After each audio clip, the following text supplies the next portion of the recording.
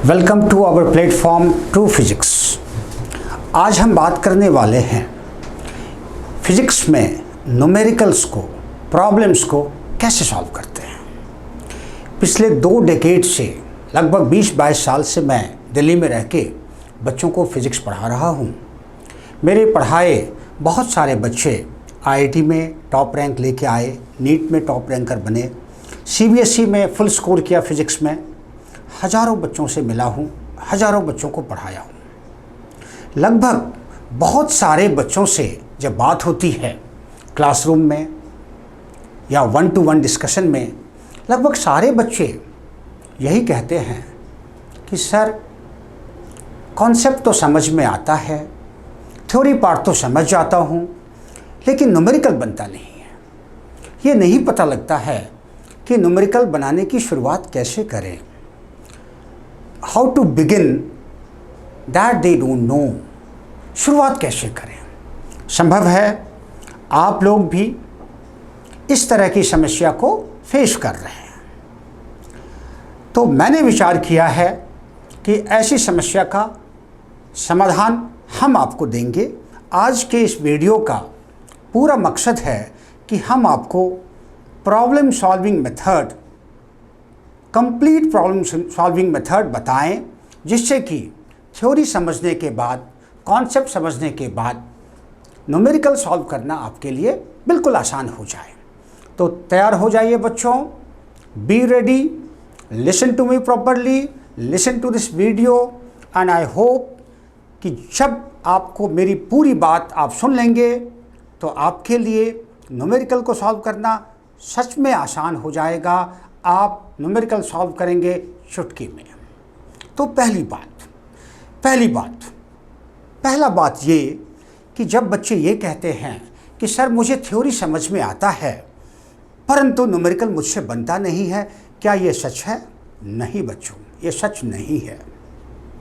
यदि आपने theory part को ठीक प्रकार से समझ लिया है, यदि आपको कॉन्सेप्ट अच्छी तरह समझ में आता है, तो न्यूमेरिकल्स आपसे ज़रूर बनेंगे।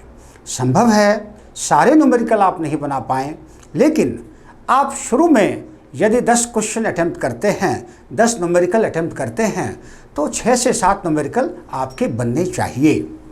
यदि 10 में से 6 से 7 न्यूमेरिकल भी आपसे नहीं बन पा रहे हैं, तो फिर ये इस बात के तरफ इशारा करता है कि आपने कॉन्सेप्ट को ठीक प्रकार से नहीं समझा है और आपको ये ज़रूरत है कि आप दोबारा कॉन्सेप्ट की तरफ जाएं, कॉन्सेप्ट को समझें और जहाँ से भी हो अपने कॉन्सेप्ट को क्लियर करें। तो मैंने अपनी बात कह दी, आप इसको अपने लेवल पे वेरीफाई कर सकते हैं और फिर हम आगे बात करेंगे। आज की बात है, आज की बात में हम न्यूमेरिकल्स सॉल्व करने का क्या तरीका हो, कैसे शुरू करें, बीच में क्या करना चाहिए और फाइनली क्या होना है, उसके विषय में बात करेंगे। तो हम पहला स्टेप, जो पहली स्ट्रेटजी हमारी क्या होनी चाहिए, देखिए बोर्ड पे हमने कुछ बात लिखा है, general steps to solve numericals. General steps to solve numericals, हमने जनरल मेथड क्या होना चाहिए, न्यूमेरिकल को सॉल्व करने के लिए नॉर्मल मेथड क्या होना चाहिए, इसके विषय में बात किया है। पहली बात, read and understand the question given. पहली बात हम कर रहे हैं कि आप क्वेश्चन को ठीक प्रकार से समझिए। हम ये कहना चाहते हैं आपसे, ध्यान से मेरी बात को सुनिए, half of the solution is there in the question itself. Question का आधा सॉल्यूशन क्वेश्चन में ही होता है। So you need to understand the question very nicely, very well. Most often we fail to solve numericals because we fail to understand the question. ये सच्ची बात है, ये सच्ची बात है और आप लोग जब करेंगे आप भी महसूस करेंगे इसको। तो पहला बात, read and understand the question given. Make sure that you have understood the question, make sure that you have understood the requirement of the question. Second है, identify the key word, key concept and make sure that you understand the question. हर एक question में एक की word होता है जो कि क्वेश्चन के सॉल्यूशन का टर्निंग पॉइंट होता है। उस कीवर्ड को समझना, उसकी पहचान करना, उसको आइडेंटिफाई करना बहुत ज़रूरी होता है। Often our failure to identify that keyword leads to failure in solving the problems. So, मैं आपसे ये कहना चाहता हूँ बच्चों कि आप हर एक क्वेश्चन को ध्यानपूर्वक पढ़िए, समझिए, कीवर्ड को आइडेंटिफाई करिए। तीसरा स्टेप क्या है? Draw rough diagram for the question. यदि आपने क्वेश्चन को समझ लिया है, आपने सिचुएशन को समझ लिया है, आपने कीवर्ड को आइडेंटिफाई कर लिया है, तो थर्ड स्टेप है कि आप गिवन सिचुएशन को समझते हुए एक रफ डायग्राम बनाएं। क्यों रफ डायग्राम बनाना जरूरी है? रफ डायग्राम बनाने से आप क्वेश्चन के सिचुएशन को ठीक प्रकार से विजुलाइज कर पाते हैं, उसको ठीक प्रकार से समझ पाते हैं, और इससे क्या होता है कि आप क्वेश्चन को रिलेट करते हैं। You are able to relate to the question and that relationship leads to better understanding of the question and then that leads to solving the question, successful solving the question. Now fourth step क्या है? आपने question पढ़ा, keyword identify किया, situation समझ लिया, और अब बारी है कि क्या क्या गिवन है। लिस्ट बनाइए, व्हाट इज गिवन, लिस्ट बनाइए। नंबर 1, नंबर 2, नंबर 3, नंबर 4, जो भी गिवन है आप लिस्ट बना लीजिए।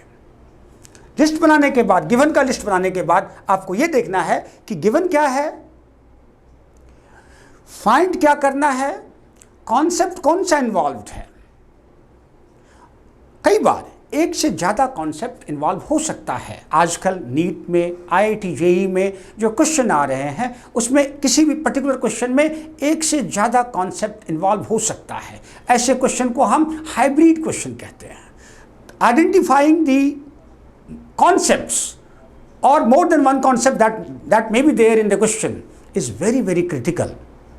सो आप ठीक प्रकार से यदि क्वेश्चन को पढ़ते हैं, ठीक प्रकार समझते हैं, कीवर्ड को आइडेंटिफाई करते हैं, और कॉन्सेप्ट या कॉन्सेप्ट्स जो भी इन्वॉल्व है उसको भी आइडेंटिफाई कर लेते हैं, तो उसके बेसिस पे आप ये डिसाइड करेंगे कि आपको कौन सा मैथमेटिकल इक्वेशन, कौन सा फार्मूला, आपको फंडामेंटल फार्मूला यूज करता है। यदि कोई ट्रिगोनोमेट्रिकल रिलेशनशिप है, कोई ज्योमेट्रिकल रिलेशनशिप है, या कोई लॉगरिथमिक रिलेशनशिप है, तो वो भी आपको देखना है। और ये सब देखने के बाद, फंडामेंटल इक्वेशन को आइडेंटिफाई करने के बाद, you start writing the basic equation. जितने अननोन होंगे उतने लीनियर इक्वेशन आपको लिखने होंगे।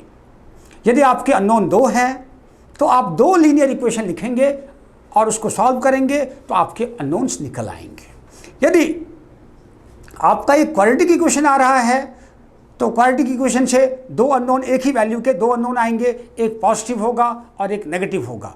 आपको देखना है कि नेगेटिव वैल्यू एक्सेप्टेबल है गिवन सिचुएशन में कि नहीं है। यदि आप टाइम के लिए कैलकुलेट कर रहे हैं, आपको क्वाड्रेटिक इक्वेशन आया है टाइम के लिए, तो टाइम का एक पॉजिटिव वैल्यू आता है, टाइम का एक नेगेटिव वैल्यू आता है। आपको नेगेटिव वैल्यू को रिजेक्ट करना है क्योंकि time can not be negative. Similarly, if you are solving for distance, आपके पास एक क्वाड्रेटिक इक्वेशन आया है, क्वाड्रेटिक इक्वेशन को सॉल्व करेंगे तो डिस्टेंस के लिए आपका 2 वैल्यू आएगा, एक पॉजिटिव वैल्यू आएगा, एक नेगेटिव वैल्यू आएगा। आपको नेगेटिव वैल्यू को रिजेक्ट करना है क्योंकि फिजिक्स में हम जानते हैं, समझते हैं कि डिस्टेंस नेगेटिव नहीं हो सकता है। तो इस प्रकार से आपको अपने जानकारी को यूज करना है टू एक्सेप्ट और reject the result given by mathematical equation. एक बार जब आपने इक्वेशंस लिख लिए, उनको सॉल्व करिए, आपके अननोन आ जाएंगे। जब आपके आंसर आ गए हैं, ध्यान रखिए कि जब हम किसी भी न्यूमेरिकल को सॉल्व करते हैं, खासकर फिजिक्स में प्रॉब्लम को सॉल्व करते हैं, तो हमारा मकसद सिर्फ और सिर्फ एक आंसर निकालना नहीं होता है। हमें उस आंसर का, उस सॉल्यूशन का प्रॉपर सेंस भी देखना चाहिए। प्रॉपर सेंस का मतलब है, यदि किसी इक्वेशन में ये आ रहा है कि एक बच्चे ने या एक एथलीट ने जेवलिन थ्रो कर दिया है 1 किलोमीटर, पॉसिबल नहीं है क्योंकि कोई भी इंडिविजुअल, कोई भी एथलीट जेवलिन को 1 किलोमीटर नहीं थ्रो कर पाया आज तक। तो मैक्सिमम लिमिट हम जानते हैं। यदि किसी ऑब्जेक्ट का speed more than the speed of light आ रहा है तो दैट इज नॉट एक्सेप्टेबल। तो इस प्रकार से आपको वेरीफाई करना है कि जो भी मैथमेटिकल रिजल्ट आ रहा है, that result is in accordance with the proper sense of physics. Mere mathematical result is not acceptable in physics. So आपको इन बातों का ध्यान रखना है।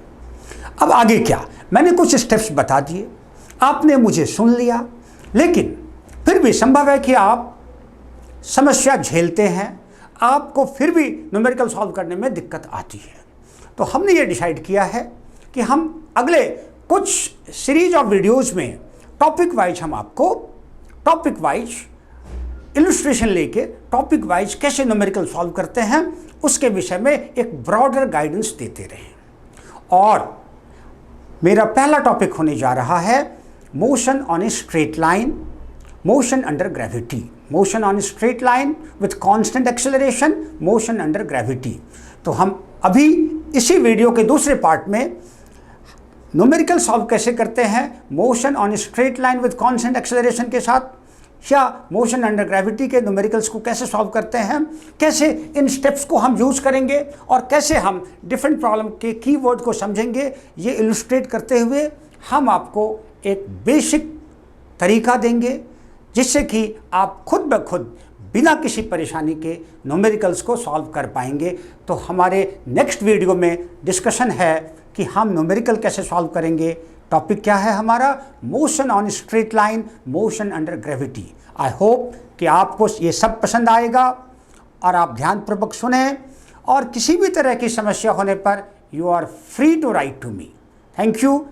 We will begin next topic in the next video. Thank you.